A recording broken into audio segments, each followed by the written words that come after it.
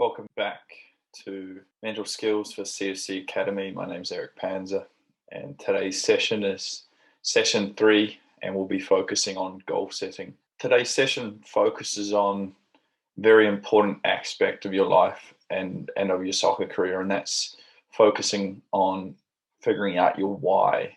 Understanding your why is a great place for you to start moving towards something that you want to achieve or somewhere that you want to go. Your why gives you a deeper reason as to why you do things. And in soccer specific, it helps you show up to training with a motivation and a reason each and every day. And so figuring out that why is really crucial.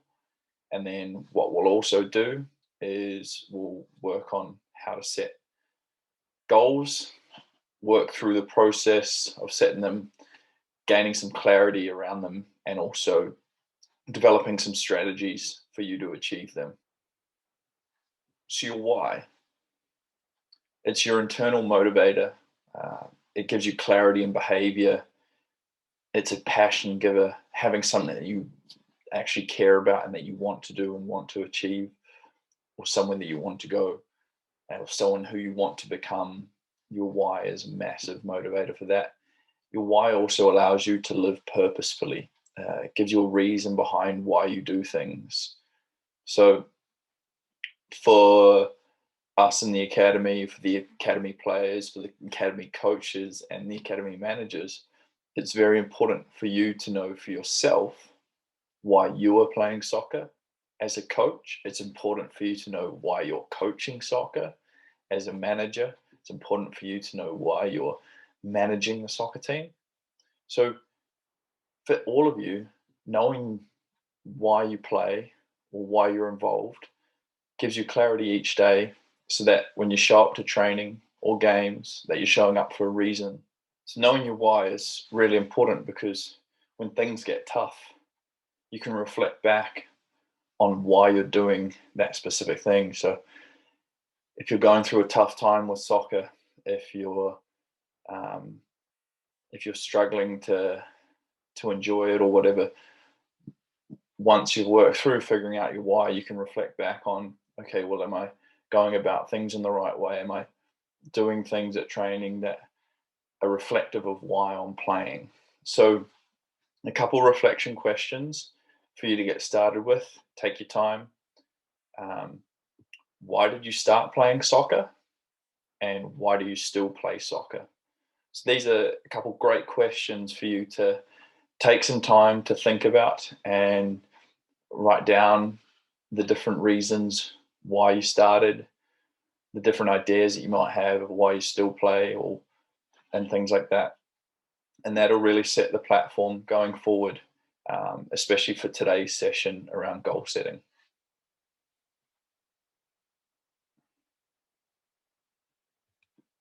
So setting goals.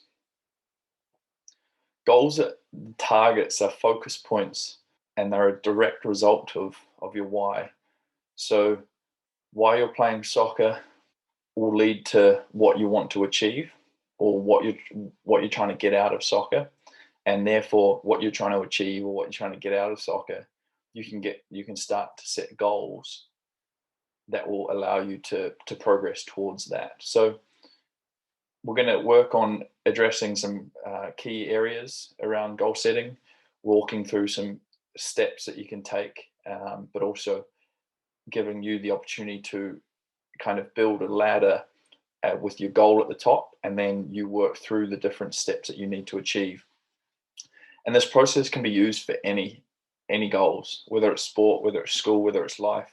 You can take this process that I'll be sharing with you, and you can apply the same questions and the same areas to outline across all these things. Goals, they're not meant to be complex.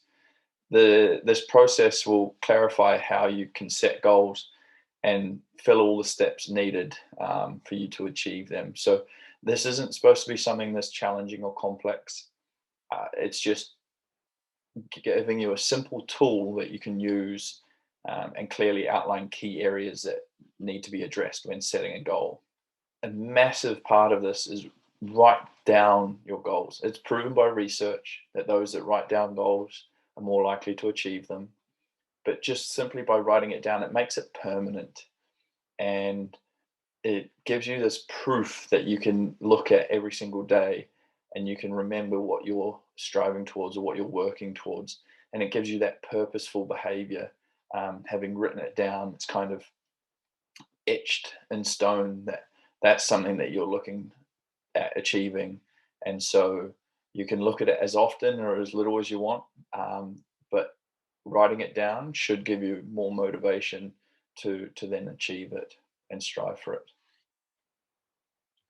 So, step one, choose a goal, something you wish to achieve.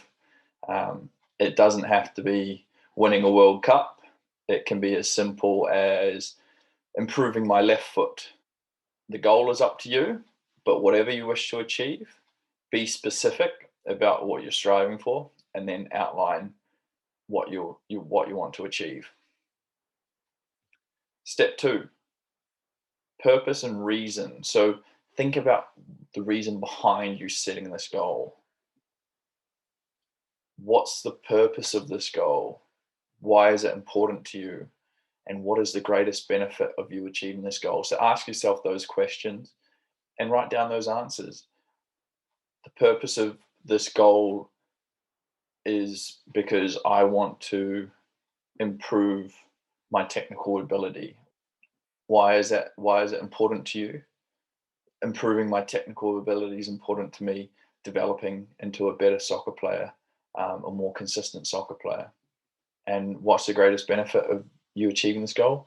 Well, improving my technical ability will allow me to keep improving as a player. And I want to always improve and see how good I can become. So those are just some examples to those questions. But those are three questions that you can ask yourself about the reason behind you setting that specific goal. And that will give you some really good roots and purpose to it. Step three, achievement strategy. So break it down into small steps. Look at it as a ladder. You can see an example there on the right hand side of a ladder, but you might have your goal at the top, but it might take 3, 5, 7, 10 steps to achieve that goal. Maybe you're not going to get to that goal just by doing one thing. So break it down into these micro goals, break it down into these behaviors, and ask yourself, what are the steps that I need to take to achieve this goal? What behaviors and habits do I need to add to my daily life to help me achieve it? So you're just setting these smaller goals or visualizing these little things that you have to do, which will allow you to progress towards that big goal that you've set. So create a strategy on how you're going to achieve the goal. You can't just set a goal and keep doing the same training that you've always done, or keep thinking the same things you've always thought. You need to put a strategy in place for you to achieve what you want, what you've set out to achieve. Step four, obstacles and excuses. This is a great one. Um, Ask yourself what might get in your way.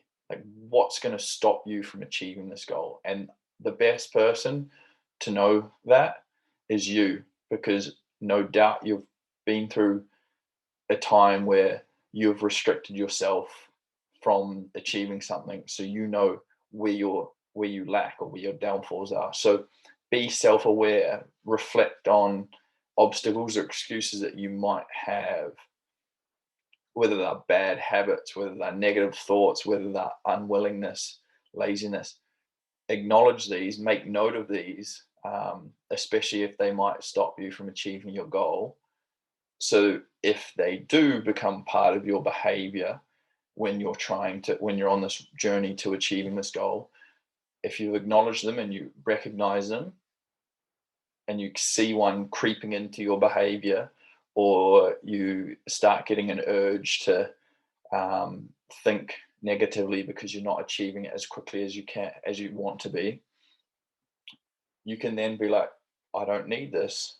And you can reduce the thoughts and those types of behaviors, reduce the presence of those obstacles, so that you can keep going on your path to achieving your goal. So understanding what might stop you or what might get in your way, so that you can recognize them and then reduce the presence of them on along your journey.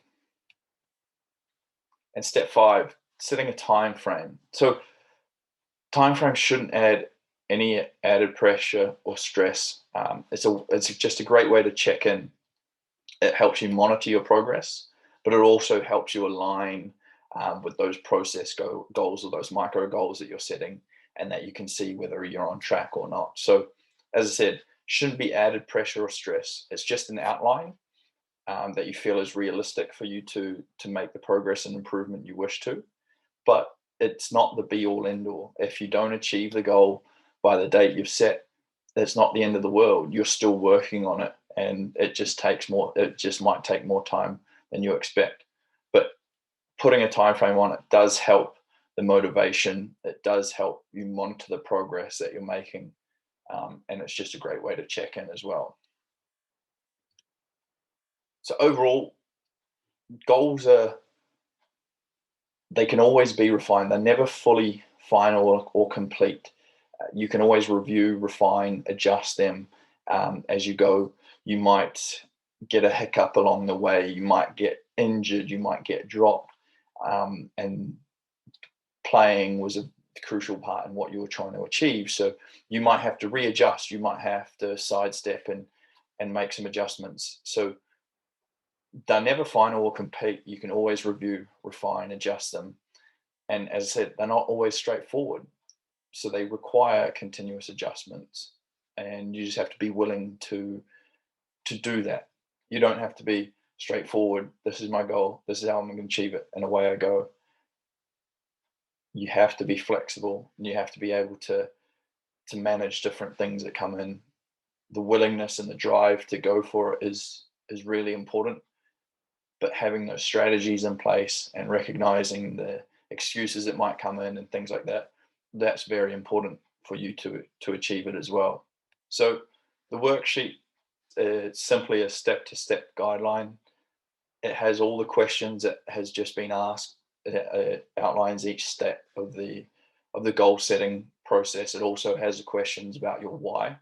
So you don't have to use that worksheet and filling in the worksheet. You might want to use a whole page of your training journal to have the freedom of space, because the worksheet only has a certain area of space. But if you want to, if there's so much more to your goal than the space allows on the worksheet, feel free to use your training journal or use some other paper.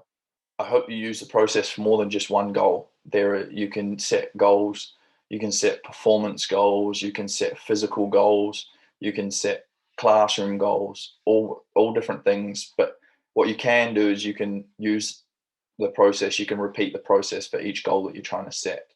And it just gives you specificity and clarity around the goal that you want to set, and how you're going to get there and how you're going to achieve it. So the worksheet is there as a guideline, and you can work through setting goals in whichever way you wish. But those are just a guideline that you can follow for best achievement. Some final thoughts.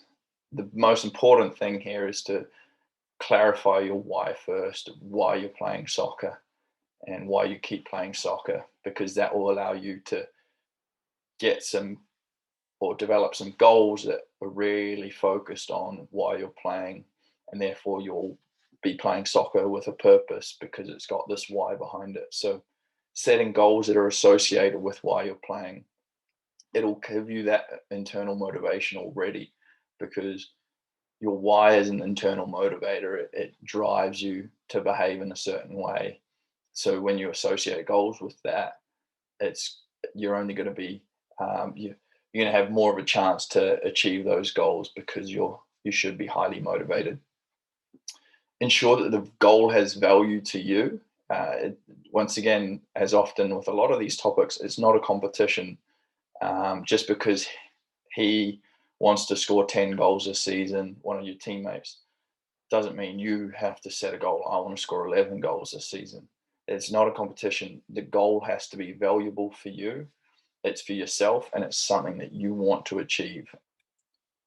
And just a couple last ones. Goals aren't the end of the journey. As you reach one, you'll always be striving for something new. There will be always be something. Once you get to this level, there'll always be something more above. And if you're willing to go for more above, then you just need to set another goal and go again, sort of thing. If you're with the mindset of continued improvement, then it never ends, because every step you make, every progress you make, you just keep growing and keep growing, and with the bigger picture, and you can continue, and it will just never stop. So if you want this constant and never ending improvement, that is something that comes internally from you. And so goals will just start building off each other and building off each other and building off each other, and then you'll see some great success. But you got to start small, you got to start somewhere, and you got to start building with them. And something that Johnny Wilkinson, who is a former English rugby player, World Cup winner, he spoke about in the High Performance podcast, is when you're setting goals, or when you're trying to achieve something, that's just your next best limit. And once you reach your next best limit, there's going to be another best limit after that. So everything you're striving for is just your next best limit. Once you get there, then another door opens to you going for your next best limit after that. So it's just this continuous cycle, and you just have to be willing to engage in that continuous cycle and chase after those next best limits for yourself. That's all for this session. Hopefully you can go away, take some time to think about why you're playing soccer and why you're still playing soccer, and also sit down and set some goals for yourself, and go through that process of creating some strategies, creating some micro goals, and then acknowledging those obstacles that might get in your way. Good luck, and we'll see you for session 4.